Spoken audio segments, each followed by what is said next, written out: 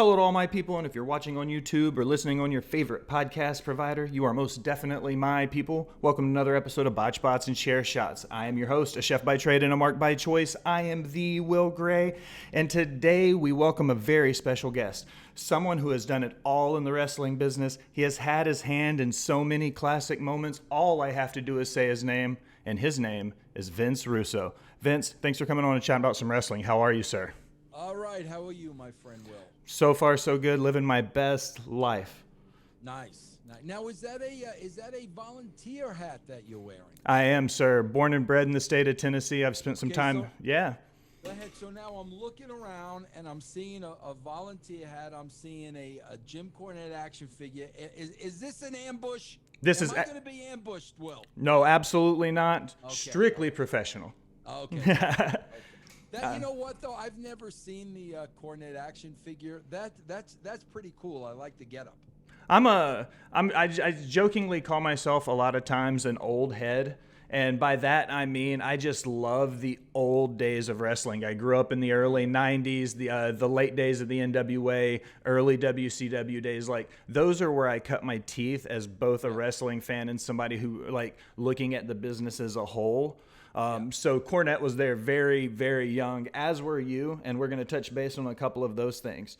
So let's start way back in your days, though, at WGBB in New York, Vicious Vince World of Wrestling. When covering wrestling in the early 90s, did you ever think you would end up doing everything you did to affect the business in the way you have? Oh, God, no, man. Absolutely not. I could tell you, Will, the reality of it is, first of all, man, at the time I had 2 video stores on Long Island when video stores were brand new. I swear, Will, I'm being honest with you. If it were up to me, I'd still be running those video stores today. That's how much I loved it. I absolutely loved it. But what happened was, Blockbuster moved in and the writing was on the wall. So I needed a job. I mean, it really is that simple. My wife and I, we had a young son at the time. I needed a job. And Vicious Vince's World of Wrestling was kind of me trying to get my foot in the door of the wrestling business. Did I have any ambitions of where it would go? Absolutely not, bro. Like, I could be honest with you, man. When I took the job as the editor of the magazine, I would have been fine if that would have been my job my whole time there. Because, I am a journalist. I do love writing. That right there, that job right there would have been enough. So, moving ahead in your career just a little bit, you were the head writer in WWE during the Attitude Era, one of the most iconic eras in professional wrestling.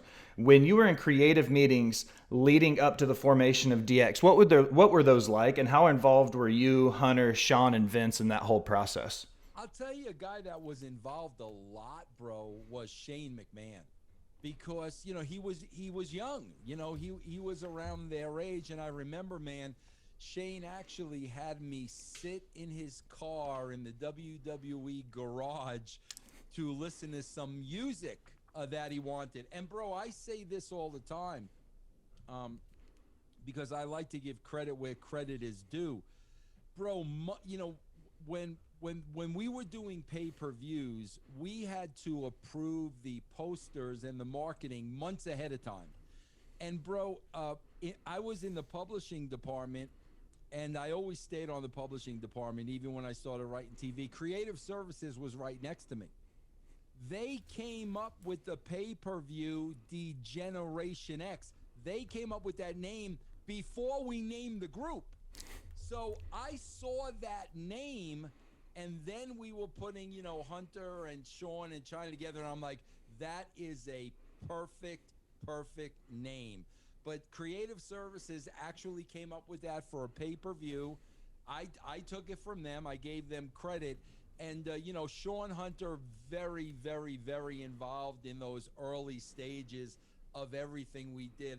Like the three of us, really worked together, like where I would come up with the creative, I would give it to them, and then we would have a conversation to make it the absolute best that it could be.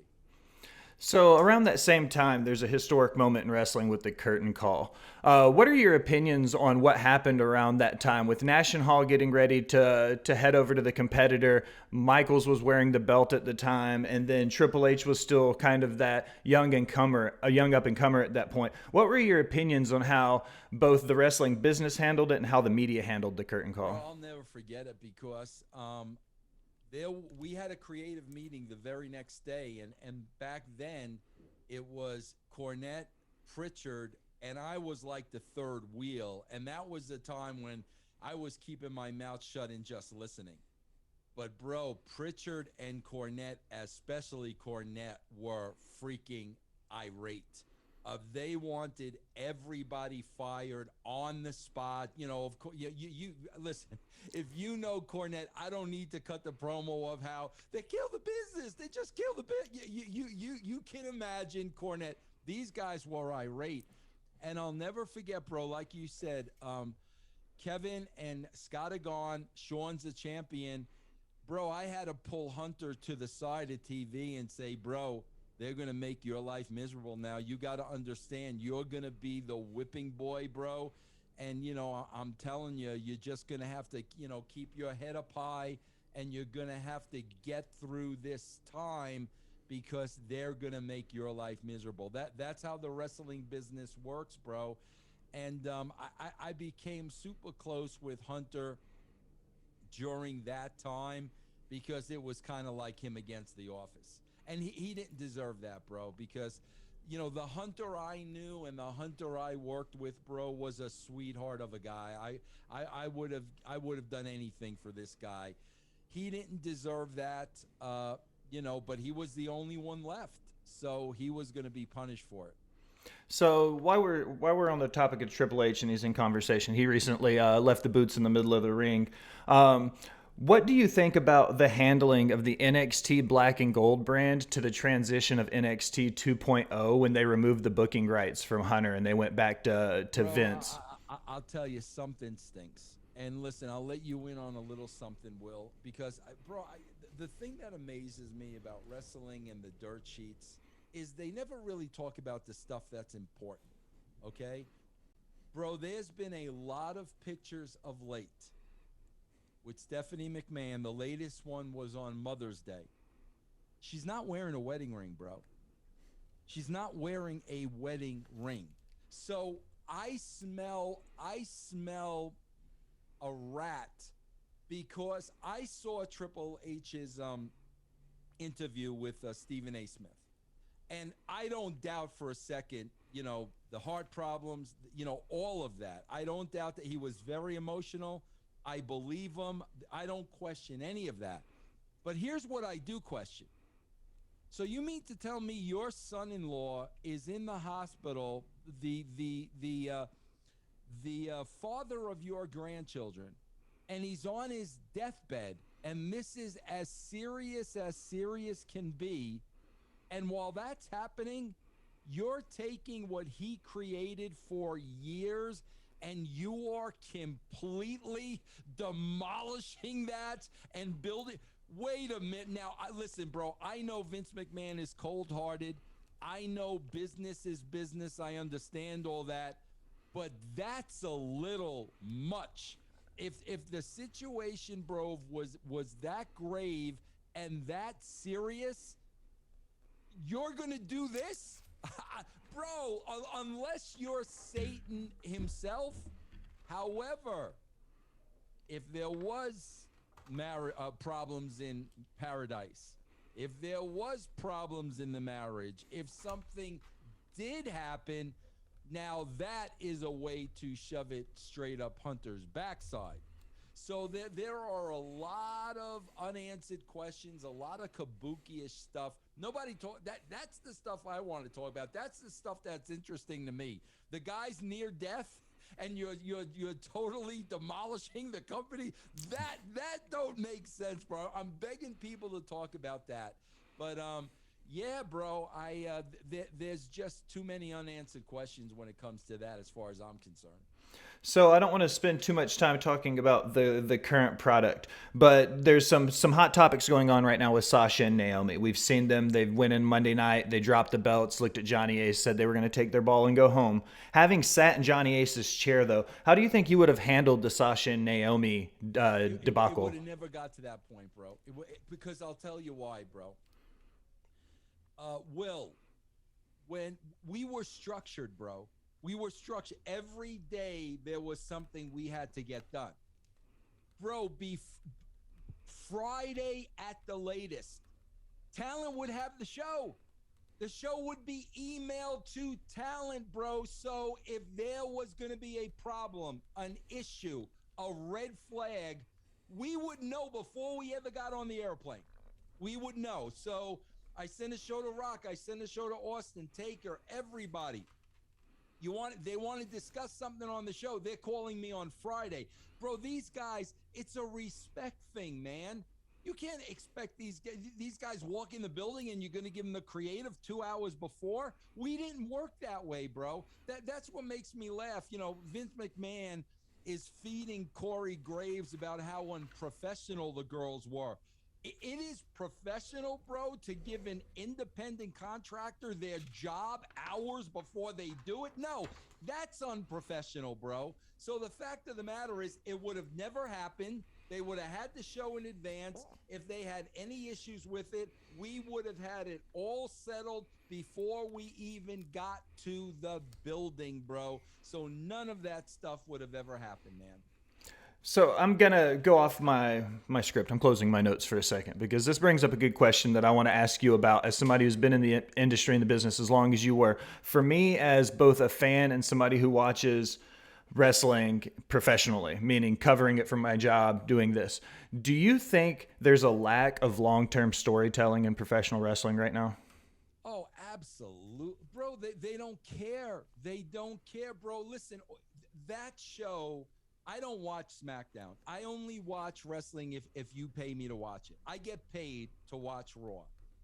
Bro, that show is a house show. That's all it is. It's been a house show for months. So what they're doing, bro, is they're fulfilling their obligation to the USA Network. We've got to deliver you 3 hours of content every Monday. These guys, bro, people don't understand. Oh, well, Vince, how can you rip the creative when the WWE is making more money than ever? It's two different freaking things, bro. I don't knock their business. I don't knock their business model. Nick Khan is brilliant. Nick Khan makes great deals for that company. But, bro, let's face it, the deals are being made on the brand. The deals are being made of their 50-year history. The deals are being made on their social media out. That's what the deals are not being made off of today's product.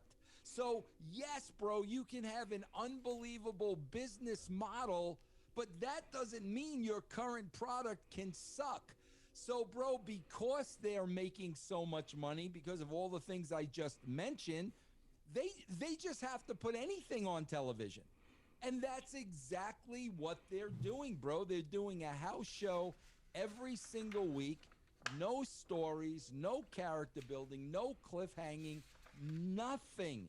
They're just putting content on every single week. So, do you think that what's missing from the industry is either, in my opinions, it's a lack of, I'm not going to say content because that might not be the right word for it. When you go to the early 90s and the mid 90s, it wasn't just TV. There were so many house shows going on and so much happening. Do you feel like the wrestlers who are the main event guys who are only wrestling 40, 50 times a year, do you think that's hurting the business or helping the business? Because if you look back in the early 90s at some of the guys in WCW, I mean, even the main eventers were still wrestling 100, 200 times a year because they were still on the road. Do you think them not being on the road and not wrestling as much is hurting the business and taking away from the storytelling? I don't think so at all, bro. I swear to God, I think the word you're looking for is, and this is what I think the problem is, bro. You got to understand something with the animal called the professional wrestler, Bro, these guys and gals are blue-collar workers. They're going to go out there and give it their all, whether it's 100 people or 100,000 people. That's the one thing I learned about the wrestler, and that's why I do respect them so much, because of the worth ethic. What happened, bro, I believe, is with Nick Khan and Saudi Arabia and Fox and the USA Network and Peacock, this money came rolling in at such a fast and furious pace. Bro, I don't think they care creatively. That's what's missing. They don't care. Bro, when I tell you, me and Ed Ferrara used to agonize over every show. Is this the absolute best it could be? Did we miss anything? Is everybody covered? Did we we agonized off of the show. You look at that show today, and like literally, I'm watching this show and I'm like, you guys literally put this together in an hour at 2 o'clock. I mean, that's what this show looks like. I think because of the money is rolling in at such a pace, I don't think they care. And, here's the funny thing, Will. I would always say to that, on one hand, I understand that. But on the other hand, here's the problem I have. What about pride, bro? Where's your pride? How does Vince McMahon look in the mirror every Monday night and say he convinces himself that was a good show? Where is your pride, bro? Because that show is representation of Vince McMahon. It has Vince. So I don't care how much money you're making, bro. What happened to your pride?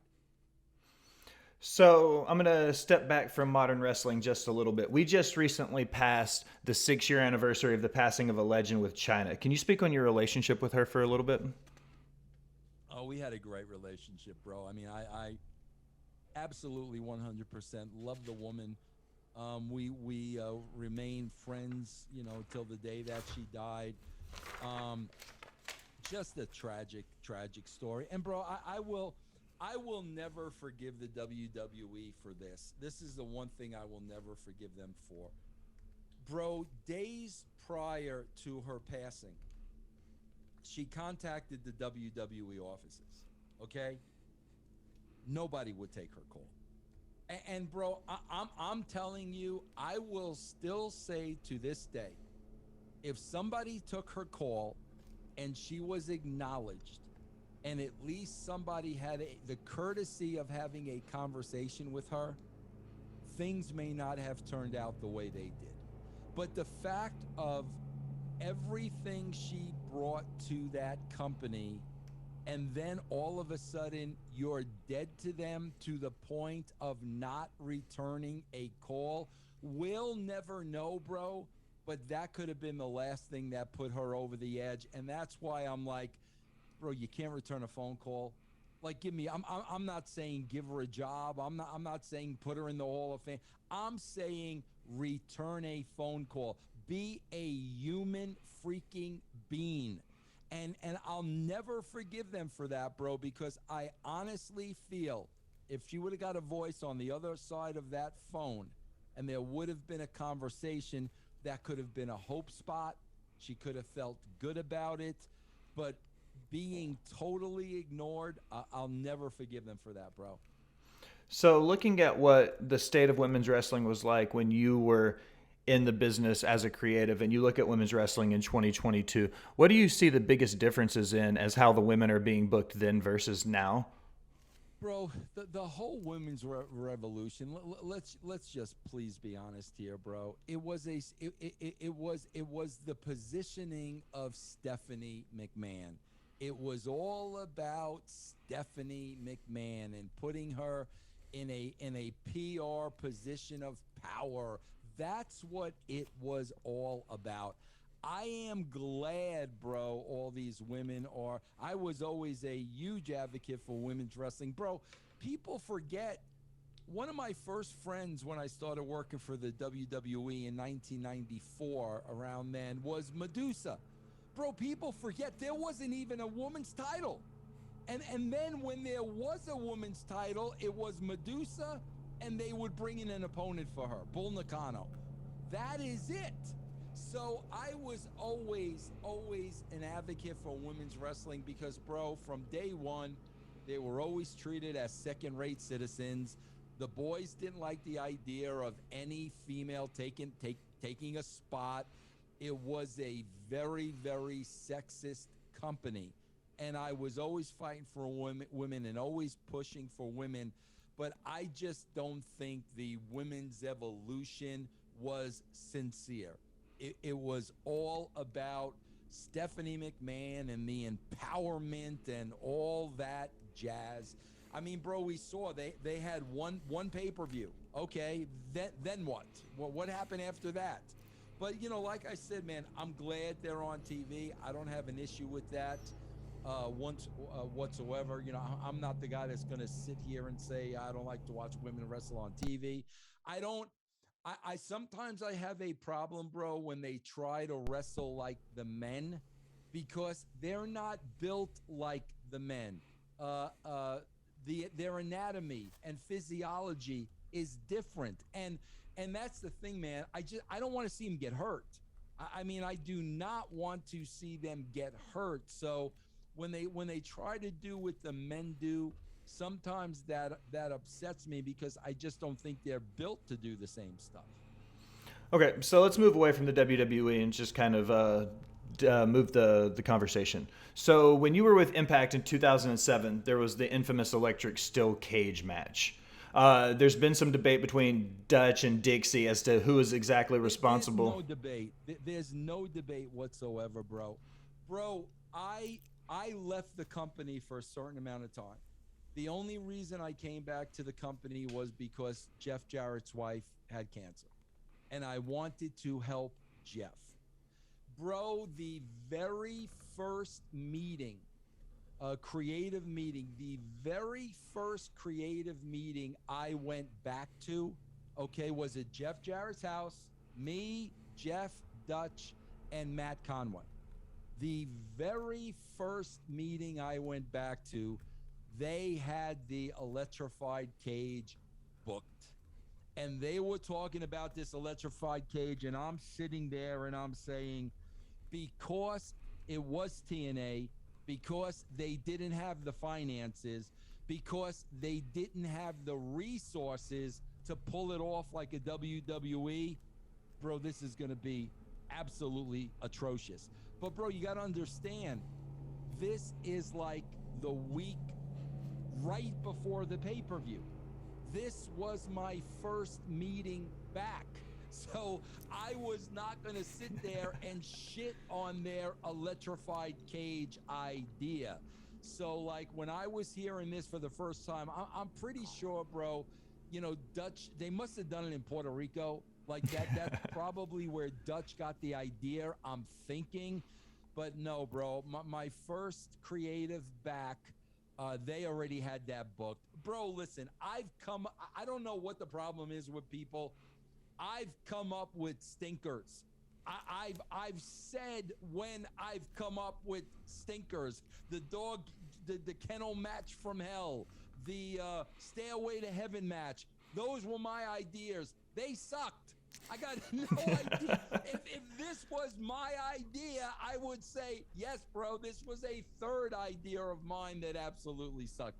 This was already booked, bro, when I returned to the company. There is no debate. There is no nothing. Well, I don't even know. Like I said, bro, I'm assuming that the electrified cage came from Puerto Rico because I wouldn't pitch that, bro, because like I don't even know what that is. I don't know what it would look like.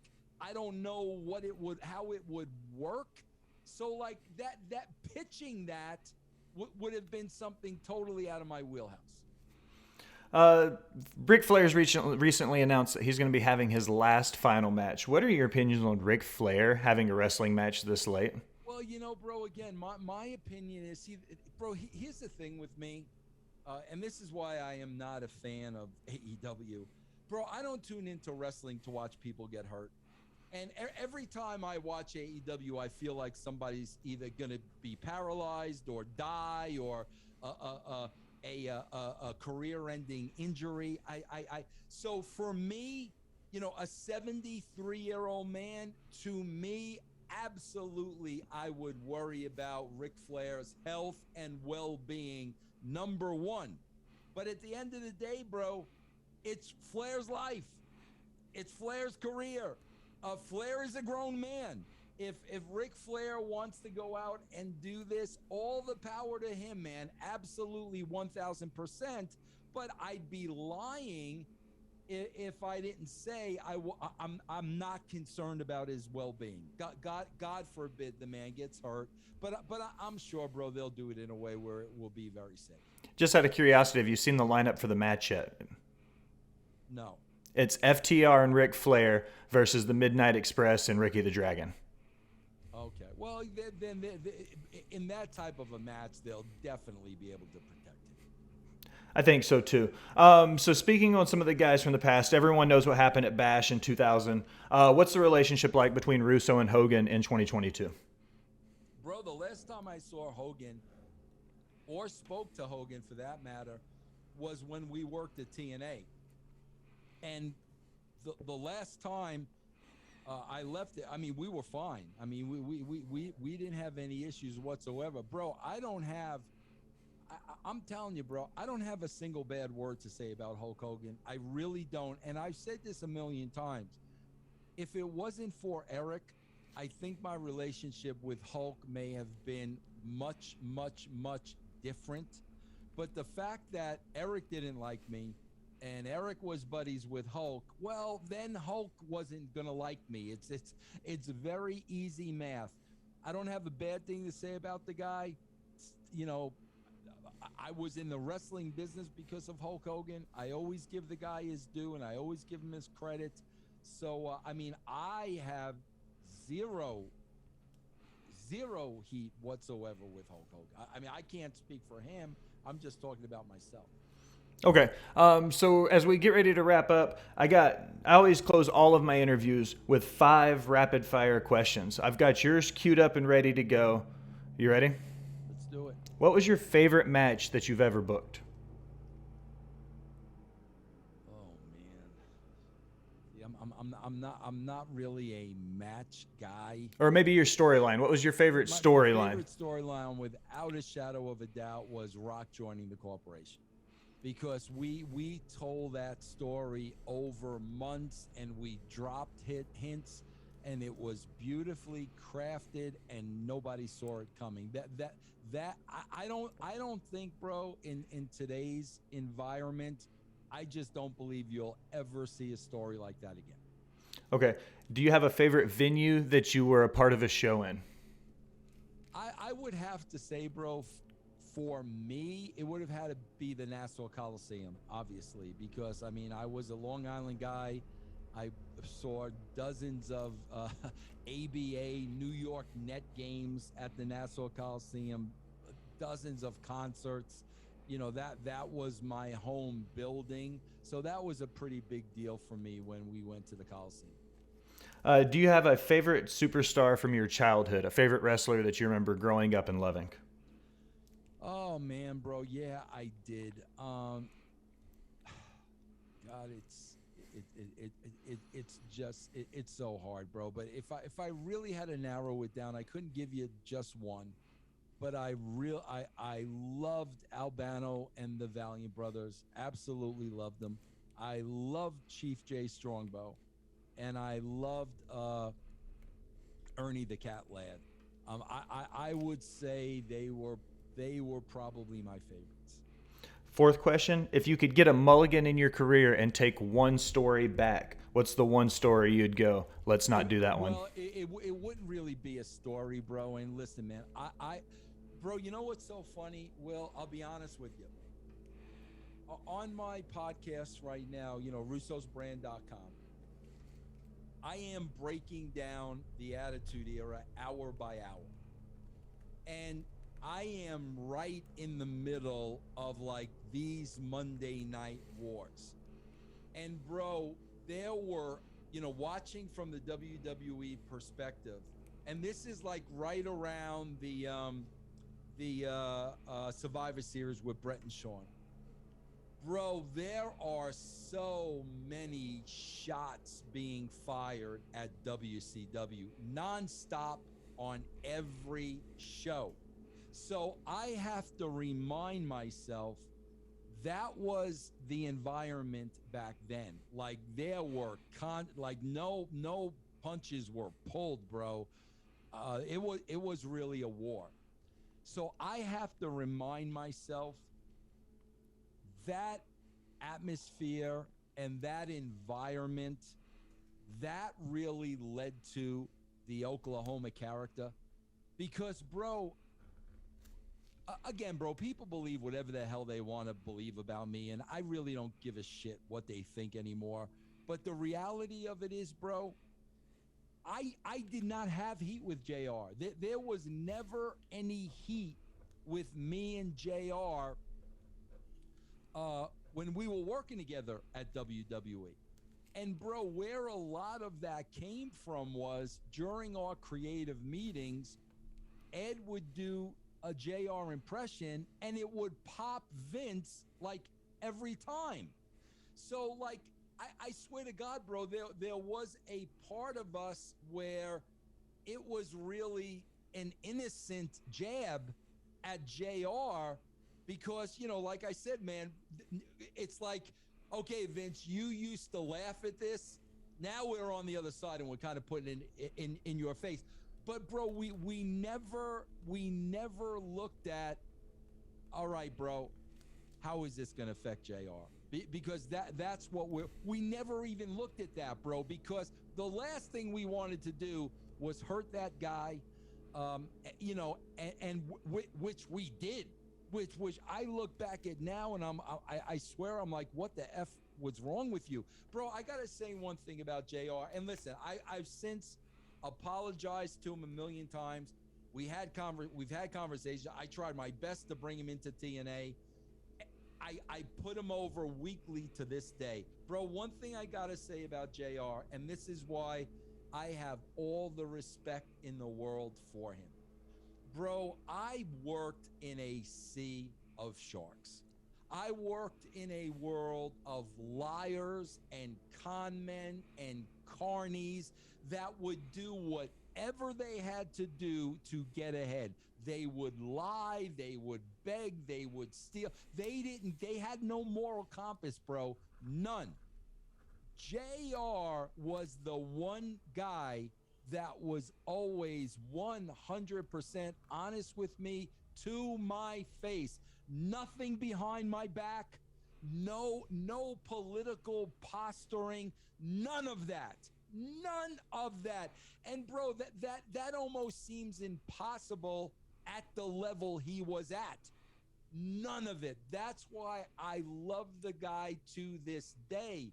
And like I said, bro, when we did that, we were in the middle of a war. We were kind of showing, okay, Vince, remember you used to laugh at this. Now we're on the other side. Never thinking like an idiot. Wait a minute. How's JR going to feel about this? I regret that, bro, with all my heart and soul. Everything else, bro, I did. Listen, good ideas, bad ideas, bro, they're all subjective. So some people love some stuff I did. Some people hated it, whatever. This was personal.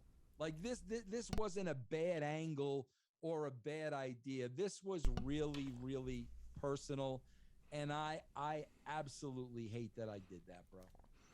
Okay, Vince, I got one more question for you. And this one is just for me as a fan. Was Montreal a work? Absolutely not, bro. Absolutely not.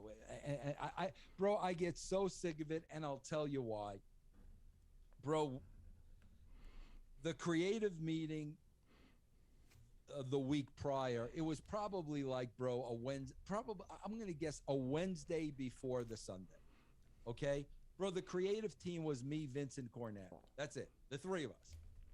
So we met at Vince's house that day. Okay?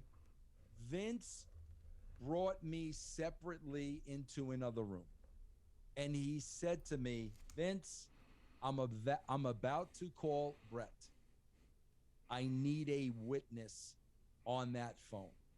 So I want you to listen into the conversation. So, bro, I was on that. Brett did not know I was on that conversation. So, bro, me with my own 2 ears, I heard Vince pitch every scenario possible to Brett. You name it, bro. Vince pitched it, and Brett wasn't going for any of it, bro. We even had Neidhart. Neidhart was pitching ideas. His own family was pitching ideas, bro. Nope, nope, nope, nope, no. I heard it with my own ears. So then, bro, what it really came down to was this. People forget this. And, bro, I even told Brett when all this was said and done, and I said this to Brett, man to man, face to face. I said, bro, you'll never understand me saying this. You'll never agree with me. But I said, Brett, I said, I stand by Vince's decision 1,000%. I said, because the decision Vince made, he made that decision to protect his company and everybody in it. It was never anything personal to Brett.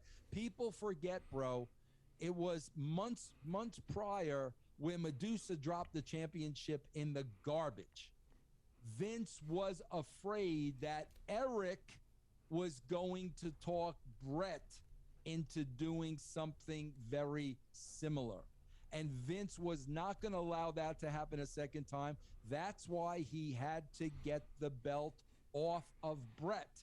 And like I said, bro, I was witness to Vince pitching him a dozen different ways to do this.